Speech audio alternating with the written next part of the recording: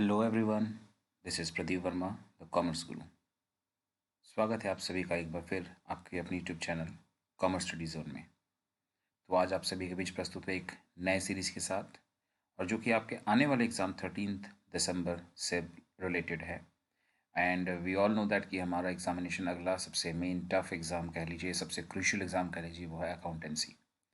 तो जिस तरह मैंने बिजनेस स्टडीज़ के लिए आपको क्विक रिवीजन के एक वीडियो प्रोवाइड किया था, उसी बेस पर मैं आपको एक मैराथन सीरीज़, डेली रिवीजन का मैराथन सीरीज़ प्रोवाइड कर रहा हूं, जिसमें हम 4 दिन ये डेली मैराथन सीरीज़ करेंगे। और हर दिन आपको मिलेंगे हर चैप्टर से लगभग 5 क्वेश्चंस, यानी विद इन 15 to 20 मिनट्स में आप अपने होल सिलेबस को कवर इजीली कर सकेंगे। तो ये है हमारा टारगेट, सो दैट कि आपका टर्म 1 एग्जामिनेशन बेटर से बेटर हो सके। तो आइए बिना किसी देरी के स्टार्ट करते हैं आज का पहले दिन का ये मैराथन।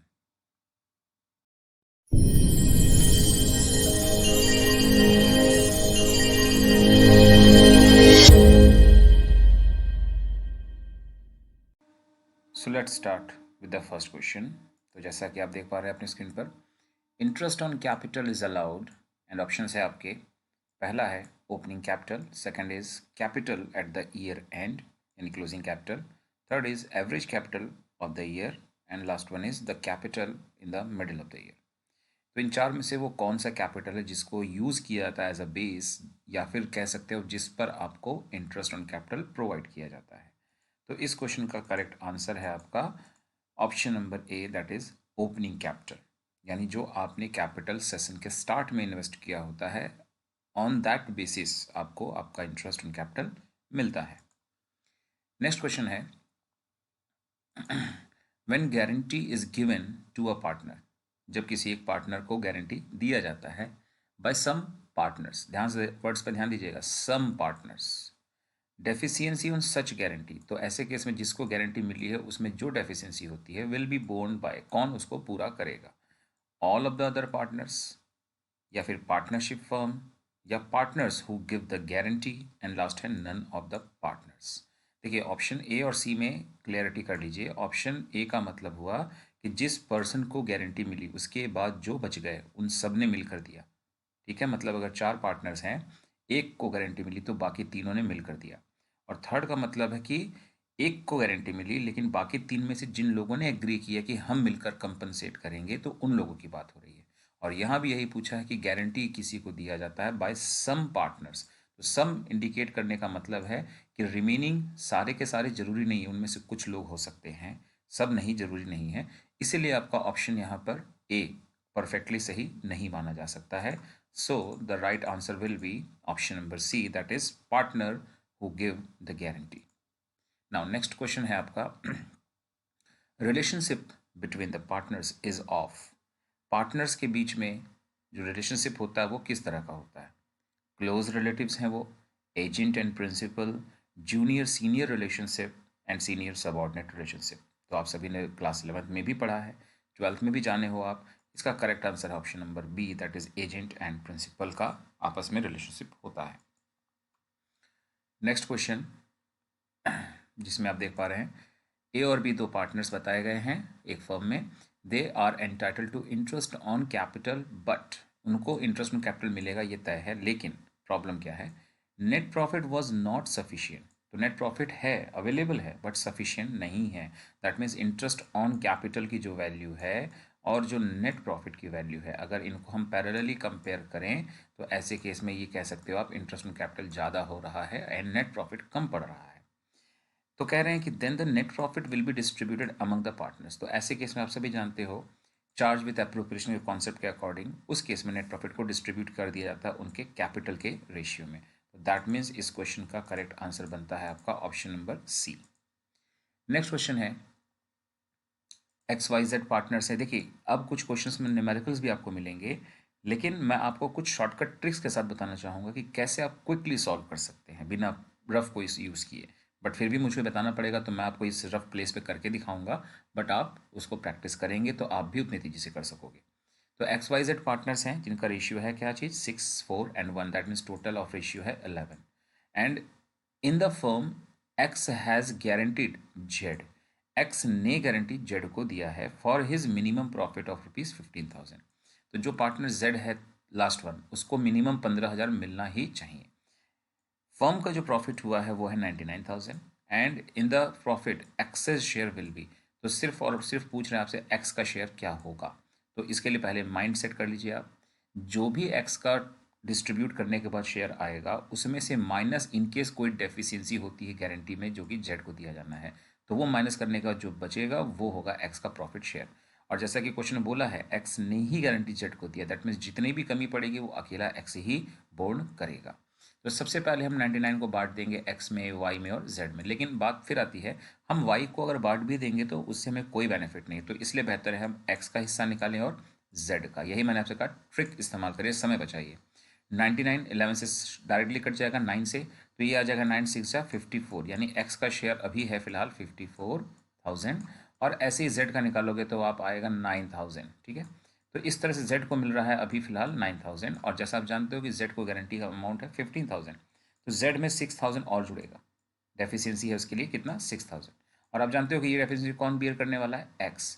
जब एक्स में से ये 6,000 माइनस हो जाएगा तो उसके पास रिमेनिंग प्रॉफिट बचेगा 48, and that will be the share of profit of x. तो इस तरह से आप देख सकते हो आपके स्क्रीन पर करेक्ट आंसर क्या है, option number C. Next question है, which of the following is true in relation to goodwill. Goodwill के कनेक्शन में इनमें से कौन सी बात सही है। Goodwill is a fictitious assets, goodwill is a current asset, goodwill is a wasting asset, and goodwill is an intangible assets. And according to the given options, correct answer है आपका option number D, that is goodwill is an intangible asset. Next है, the excess amount which the firm can get on selling its assets over the above the sellable value of its assets is called। तो ये आप properly देखिए ध्यान से, एक particular meaning कह लीजिए या डिफिनेशन कह लीजिए दिया गया किस चीज़ का, सरप्लस का, सुपर प्रॉफिट का, रिजर्व का, या फिर गुडविल का। तो इसका करेक्ट आंसर है goodwill. It is the meaning और concept of goodwill. Next question है, the goodwill of the firm is not affected by. चार ऑप्शन आपके सामने हैं, इनमें से किसके वजह से गुडविल पर असर नहीं पड़ता है। लोकेशन ऑफ द फर्म, बता दूं लोकेशन की वजह से असर बिल्कुल पड़ता है। रेपुटेशन ऑफ द फर्म, इसके वजह से भी गुडविल पर डायरेक्ट कनेक्शन है, इफेक्ट पड़ता ही है। बेटर कस्टमर सर्विसेज, तो डेफिनेटली अगर आपका कस्टमर सपोर्ट सर्विस अच्छा नहीं है तो आपका गुडविल यानी रैपो खराब होगा। अच्छा सर्विस देंगे आप तो उतना ही बेहतर होगा। तो दैट मीन्स ये तीनों के तीनों ऑप्शंस क्या है, गुडविल को डायरेक्टली अफेक्ट करते ही हैं। तो इसका मतलब नन ऑफ द अबव ही आपके लिए करेक्ट आंसर बनता है, यानी option number D. Next question एक अगेन न्यूमेरिकल है, तो फटाफट देखिए कैसे करेंगे सॉल्व। कैपिटल एम्प्लॉयड दिया है एक पार्टनरशिप फर्म में, कितना है, ₹5 लाख। एवरेज प्रॉफिट दिया हुआ कैलकुलेटेड फॉर्म में 60,000। Normal rate of in the similar type of business is 10%। तो आप जानते हो कैपिटल एम्प्लॉयड आपको मालूम है, नॉर्मल रेट पता है, तो आप इसे क्या निकाल सकते हैं, नॉर्मल प्रॉफिट। तो 5 लाख का नॉर्मल कैपिटल एम्प्लॉयड है, 10% का क्या है आपका रेट, तो यानी 50,000 आपका बन जाता है नॉर्मल प्रॉफिट। ये तो ओरल कैलकुलेशन है, इतना तो आप कर ही सकते हो। पूछ रहे हैं what is the amount of super profit, और सुपर प्रॉफिट का मतलब होता है एवरेज प्रॉफिट में से क्या घटाना है आपको, नॉर्मल प्रॉफिट। तो एवरेज प्रॉफिट अब आपको जानना है जो कि है 60,000। तो 60,000 माइनस दिस वन 50,000, यानी 10,000 का आपका है सुपर प्रॉफिट। तो है ना, काफ़ी इजीली सॉल्व कर लिया हमने। 10,000 यानी ऑप्शन नंबर बी हमारा करेक्ट आंसर है। नेक्स्ट पूछा है, weighted average method of calculating goodwill is used when. आपको देखिए वेटेज प्रॉफिट मेथड निकालना आता ही है, बिल्कुल आता है, लेकिन उसके एक थ्योरेटिकल कॉन्सेप्ट को यहाँ पे बहुत इंपॉर्टेंट थ्योरी ध्यान दीजिए कि किस केसेस में आप वेटेड एवरेज प्रॉफिट मेथड से गुडविल कैलकुलेट करते हैं। ऑप्शन है, profit are not equal, profit show a trend, profits are fluctuating, and none of the above. Correct answer है इसका ऑप्शन नंबर बी, यानी कि जब आपके प्रॉफिट्स एक ट्रेंड को रिप्रेजेंट कर रहे होते हैं। नाउ इससे पहले कि हम वीडियो में और आगे बढ़े, आप सभी से रिक्वेस्ट हमेशा की तरह कि अगर आपको मेरा ये एफर्ट्स अच्छा लगता है तो आप लाइक ज़रूर करें, अपने फ्रेंड्स में शेयर करें, और अगर चैनल पर पहली बार विजिट कर रहे हैं तो सब्सक्राइब जरूर करें। तो आइए बढ़ते हैं नेक्स्ट क्वेश्चन की तरफ। On the admission of a new partner, new partner का एडमिशन होता है तो इनमें से चार ऑप्शन आपको चुनने हैं। Old firm is dissolve, old partnership is dissolve, both old partnership and firm are dissolve, neither partnership nor firm is dissolve. आप में से कई लोगों को लगता होगा कि ऑप्शन ए और बी में फ़र्क ही क्या है, तो बता देना चाहूँगा। फर्म का मतलब तो होता है पूरा का पूरा बिजनेस, और पार्टनरशिप मतलब only relationship between the partners. तो जब एक पार्टनर एडमिट होता है तो ओल्ड पार्टनर्स का जो रिलेशनशिप होता है वो खत्म हो जाता है, और इंक्लूडिंग द न्यू पार्टनर मतलब सभी नए पार्टनर्स को मिला करके एक नया एग्रीमेंट तैयार होता है। दैट मीन्स फर्म नहीं बंद होती है, बस पार्टनरशिप डिसॉल्व होता है। तो ऑप्शन नंबर बी यहाँ पर बिल्कुल सही है। नेक्स्ट क्वेश्चन अगेन थोड़ा सा न्यूमेरिकल आपको सामने है, लेकिन रेशियो कैलकुलेशन। अक्सर बच्चे रेशियो कैलकुलेशन में पेपर बहुत वेस्ट करते हैं, रफ टाइम वेस्ट करते हैं और समय बर्बाद होता है। मैं आपको एक ट्रिक बताऊंगा इस वीडियो में, और जिसको कि कंटिन्यूस रखेंगे हम अपने सारे सीरीज में, तो देखेंगे आप कितने इजीली आप बहुत कम समय में आप आंसर निकाल पाओगे। देखिए क्या है, एक्स वाई पार्टनर्स थे, रेशियो था 3:2। तो सबसे पहले आप कर लीजिए क्या चीज़, एक्स और वाई के शेयर 3 और 2 जैसे हैं वैसे लिख कर रख लीजिए, और टोटल कितना है 5। टोटल भी कर लीजिए पैरेलली। जिन्होंने एडमिट किया जेड को 1/4 शेयर के लिए, विच अक्वायर्स, रिक्वायर गलत लिख गया है, अक्वायर्स यहाँ पर, equally from X and Y. तो जितना भी शेयर हम जेड को देंगे 1/4 वो उसने इक्वली लिया एक्स एंड वाई से। अब देखिए जिस तरह आप करते हो फ्रैक्शन में, मैं आपको उसकी जगह एक दूसरा ट्रिक बताना चाहूँगा। आपको करना ये है कि आपको इस टोटल वैल्यू जो कि ये 5 है, इसको एक ऐसी वैल्यू पकड़ के रखना है कि जिसका आप 1/4 करोगे तो पॉइंट में ना आए, और प्लस उसके बाद इक्वली डिस्ट्रीब्यूट करो तो भी पॉइंट में ना आए। तो देखिए हम 5 को अगर हम 4 से डिवाइड करेंगे तो पॉइंट में आएगा, तो बढ़ते जाइए नेक्स्ट मल्टीपल में। 5 का मल्टीपल 10, 15, 20। 20 एक ऐसा डिजिट है जिसको अगर आप 4 से डिवाइड करेंगे तो एग्जैक्टली कट जाएगा, है ना। लेकिन फिर उसको जब इक्वली दोनों में बांटना है क्योंकि, तो वो फिर पॉइंट में आएगा, तो वो भी काम नहीं करेगा। तो 20 का मल्टीपल ले लीजिए आप 40। तो अगर हम 5 को 8 से मल्टीप्लाई करते हैं यानी 40 बना देते हैं, तो 40 के अकॉर्डिंग ये भी मल्टीप्लाई आप कर लीजिए, मल्टीप्लाई बाई 8, एंड ये भी मल्टीप्लाई कर लीजिए बाई 8। यानी हम कह सकते हैं पैरेलल टू द रेशियो इनका शेयर था 24 और इनके पास था 60। ठीक है, और टोटल वैल्यू कितनी थी 40। अब 40 में से 1/4 जेड को देना है, तो 1/4 मतलब 40 का कितना हो जाएगा 10। ये हो गया किसका शेयर, जेड का। और अब इस 10 को एक्स वाई ने इक्वली दिया, मतलब 10 का आधा आधा कर लो आप दोनों के लिए, यानी 5 ये देगा और ऐसे ही 5 ये भी देगा। तो देखिए अब इसके वजह से दोनों में क्या होगा, 24 था पहले से, 5 कम करेगा ये तो 19 बचेगा, 19। 16 था, 5 कम करेगा 11 बचेगा, और 10 तो इसके पास है, यानी 19:11:10। देखिए कितना इजीली हो गया, यानी ऑप्शन नंबर बी आपके सामने है, करेक्ट आंसर है। इस ट्रिक को आप लोग जरूर सीखिए, आपको समय बचाने में बहुत हेल्प होने वाली है। ऑप्शन बी करेक्ट है, 19, 11 एंड 10। अगेन देखिए आपका रेशियो का एक क्वेश्चन है, तो फिर उस ट्रिक को आजमाएंगे हम। इस बार है कि बी और एन दो पार्टनर्स हैं जिनका रेशियो है 3 and 2। अगेन हमने लिख लिया 3 और 2, यानी टोटल कितना 5। देन क्या बोल रहे हैं कि उन्होंने एस को एडमिट किया एज अ पार्टनर जिसका अगेन शेयर 1/4 होगा। एंड अगेन दिमाग रखना है कि 1/4 करना भी है और प्लस आगे की बातों को भी फॉलो करना है। कह रहे हैं एक्स ने एक्वायर किया अपना शेयर बी और एन से किस रेशियो में, 2:1, यानी ऑलमोस्ट पिछला ही क्वेश्चन है, बट इक्वल की जगह 2:1 है। तो ज़्यादा दिमाग नहीं लगाना आपको। देखिए एस का शेयर में फ्रैक्शन डिनोमिनेटर में दिखा रहा है 4, और इस रेशियो में जिसमें वो कंपनसेट करेंगे उसका टोटल आ रहा है 3। तो 3 और 4 को मल्टीप्लाई कर लीजिए, कितना हो गया 3×4 = 12। तो डायरेक्ट क्या करिए आप 12 से इसको ही मल्टीप्लाई कर दीजिए, तो आपके लिए प्रॉब्लम ही खत्म। तो जैसे ही आप 12 से इसको मल्टीप्लाई करेंगे तो इसका मतलब सबको आप 12 से मल्टीप्लाई कर लीजिए, तो देखिए आपके पास क्या डेटा निकल के आते हैं। जैसे हम सबको 12 से मल्टीप्लाई करेंगे तो ये बनेगा 36, देन ये बनेगा 24, और टोटल हो जाएगा कितना 60। ठीक है, अब 60 है टोटल, इस 60 में से एस को हम 1/4 देंगे, मतलब हो जाएगा कितना 15। ये हो गया न्यू पार्टनर का शेयर। इस 1/4 यानी 15 रुपीज़ को कौन दे रहा है, बी और एन दे रहे हैं 2:1 में।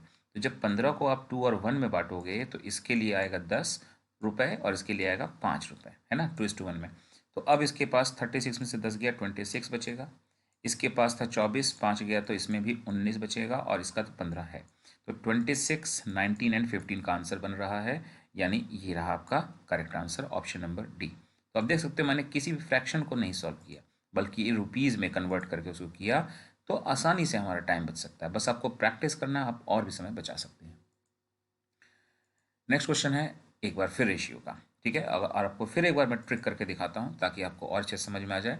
ए और बी पार्टनर्स थे जिनका रेशियो था 4:1, तो मैंने यहाँ रख लिया 4, यहाँ रख लिया 1, टोटल है 5। नाउ कर रहे हैं ए सरेंडर्स, ए यानी इस पार्टनर सरेंडर किया 1/4 अपने हिस्से का, और बी ने सरेंडर किया 1/2 अपने हिस्से का सी के लिए।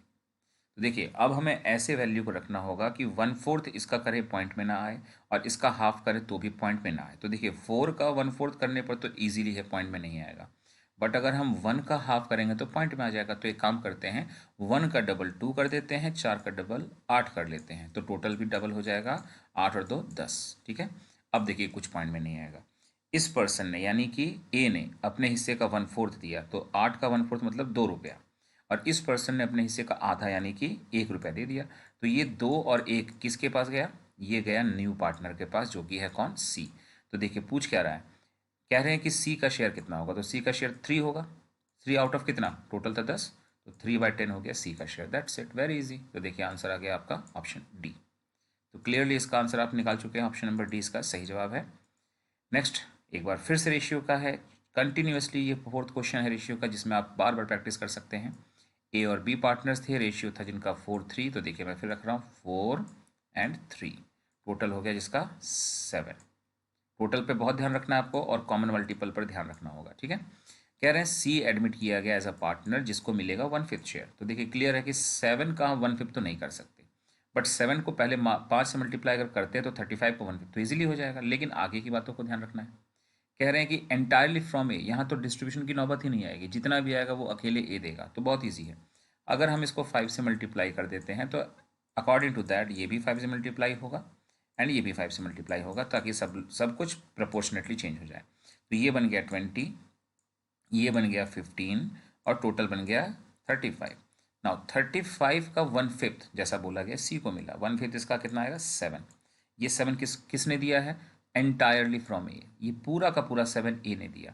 तो 20 में से 7 अगर ए देता है तो ए के पास कितना बचेगा? अब 13, इसके पास अनचेंज्ड 15, और इसके पास 7, तो 13 15 7, ये रहा आपका correct answer, option number C. देख पा रहे हो 4 तरह के अलग अलग क्वेश्चन हमने किए, लेकिन हर बार बहुत इजीली ये आंसर हम निकाल पा रहे हैं। नाउ नेक्स्ट क्वेश्चन है आपका, preference share holders have option 4 दिए हैं प्रेफरेंस शेयर्स के बारे में, कि preferential right as dividend only, then preferential right in the management, then preferential right as to repayment of capital at the time of liquidation of the company, and last है preferential right as to dividend and repayment of capital at the time of liquidation of the company। तो ये जो चौथा option आप देख पा रहे हैं, ये एग्जैक्ट प्रेफरेंस शेयर की मीनिंग को और उनके प्रेफरेंशियल राइट को एक्सप्लेन कर रहा है। तो करेक्ट आंसर आपका option number D. Now the portion of capital which can be called up only on the winding up of the company is called. ये अगेन एक मीनिंग है, बहुत ही इंपॉर्टेंट है, ये क्वेश्चन आपके पेपर में बिल्कुल आ सकता है। कैपिटल का वो पोर्शन जो कंपनी सिर्फ और सिर्फ मांग सकती है वाइंड अप के समय, वो क्या कहलाता है? तो it is called reserve capital. ठीक है, यानी option number D. Next is capital included in the total of balance sheet. आपके कंपनी के बैलेंस शीट के टोटल में जो कैपिटल आता है यानी शेयर होल्डर्स फंड के अंदर में, वो इन चारों में से किसका टोटल होता है? तो आपने अगर बैलेंस शीट बनाया है, नोट्स टू अकाउंट प्रिपेयर किया, तो आप जानते होंगे सबसे पहले ऑथराइज कैपिटल आता है जिसको टोटल में काउंट नहीं किया जाता, followed by issued capital, again total में काउंट नहीं होता, फॉलोड बाय सब्सक्राइब्ड कैपिटल, और सब्सक्राइब्ड कैपिटल के अंदर पेड, फुल्ली पेड और नॉट फुल्ली पेड को लिखते हैं और उसका टोटल करके दिखाते हैं, एंड वही टोटल आपके बैलेंस शीट में जाता है। यानी कुल मिलाकर सब्सक्राइब्ड कैपिटल का ही टोटल बैलेंस शीट के अंदर रिफ्लेक्ट करता है कैपिटल की वैल्यू को। तो इसका मतलब आपका करेक्ट आंसर क्या बनता है? Option number B. नेक्स्ट है simple theory, in case of private placement of shares the lock in period is, correct answer इसका ऑप्शन नंबर सी यानी 3 years। नेक्स्ट अगेन थ्योरी है, एक मीनिंग है, share issued by a company to its employees और directors in consideration of intellectual property rights. मतलब जब company अपने directors को या अपने एम्प्लॉयज़ को इंटेलेक्चुअल प्रॉपर्टी राइट्स के बदले में शेयर्स ऑफर करती है या इश्यू करती है, तो वो इन चारों में से क्या कहलाता है? तो ऑप्शंस आप जैसा देख पा रहे हैं, right equity shares, private equity shares, sweat equity shares and bonus shares, और आपका सही जवाब है ऑप्शन सी यानी स्वेट इक्विटी शेयर्स। नेक्स्ट है the balance sheet provide information about financial position of an enterprise. 4 option है, बहुत क्लोज हैं, ध्यान दीजिएगा। देखिए वर्ड पर, एक एक वर्ड पर ध्यान देना है आपको। Over a period of time, during a period of time, for a period of time and at a point of time. तो बताना चाहेंगे फाइनेंशियल पोजीशन किससे प्रेजेंट होता है? बैलेंस शीट से। तो बैलेंस शीट किसी पर्टिकुलर डेट में, जैसे हम लिखते हैं एज ऑन 31 March 2021, तो इसीलिए किसी एक पर्टिकुलर पॉइंट ऑफ टाइम में ही वो आपको पोजीशन शो करता है। तो दैट मीन्स आपका करेक्ट आंसर बनता है ऑप्शन नंबर डी। नेक्स्ट है mining rights are. Mining rights इनमें से क्या है? Tangible fixed assets, intangible fixed assets, intangible assets under development, या फिर capital work in progress. Correct answer इसका है ऑप्शन बी, यानी इंटेंजिबल फिक्स्ड एसेट्स। नेक्स्ट है loose tools appears in the balance sheet under the head और sub head. इन चार में से किस हेड या सब हेड में आता है लूज टूल्स? पहला ऑप्शन है इन्वेंट्री, सेकंड है non current assets, third is other current assets and last tools and spare parts. बता दें इसका आंसर है इन्वेंट्री। इन्वेंट्री के अंदर ही लूज टूल्स आता है as a current assets. Next है under which of the following headings और sub headings calls in advance will be presented in the balance sheet of a company as per schedule 3 part 1 of Indian companies act 2013। तो companies act 2013 के according calls in advance को इनमें से किस heading या सब heading के अंदर दिखाया जाता है? तो पहला ऑप्शन है करंट लायबिलिटीज, सेकंड ऑप्शन है share capital, third is share application money pending on allotment, and last is reserve and surplus. तो इसका करेक्ट आंसर है ऑप्शन नंबर ए, यानी current liabilities. Identify the item which is not a part of share holder fund. इन चार में से कौन सा ऐसा टर्म है, हेडिंग या सब हेडिंग, जो शेयर होल्डर फंड के अंदर नहीं आता है? तो ऑब्वियसली शेयर होल्डर फंड तो एक हेडिंग है, तो सब हेडिंग को ही हमें चुनना है। तो share application money pending on allotment, share capital, reserve and surplus, money received against share warrants. तो वो कौन सा जो शेयर होल्डर फंड या उससे रिलेटेड नहीं है? तो आपका सही जवाब है इन सब में से ऑप्शन ए, यानी share application money pending on allotment. ये एक सेपरेट हेडिंग है शेयर होल्डर से अलग बैलेंस शीट की लायबिलिटी साइड में, जिसका डिस्कशन हमारे सिलेबस में नहीं है। तो ये था आज का वीडियो जिसमें हमने हर चैप्टर के एटलीस्ट 5 क्वेश्चन कवर अप किए हैं, और जिससे आपका टोटल सिलेबस कवर भी होता है, और कुछ इंपॉर्टेंट थियोरिटिकल न्यूमेरिकल क्वेश्चन हमने डील किए हैं, और साथ ही साथ मैंने आपको ट्रिक्स भी बताए हैं जो नो डाउट आपके समय को बचाएगा। अकाउंटेंसी में समय बचाना सबसे बड़ी मुश्किल का काम सबके लिए होता है। तो मिलते हैं अपने नेक्स्ट वीडियो में, तब तक के लिए take care and bye bye.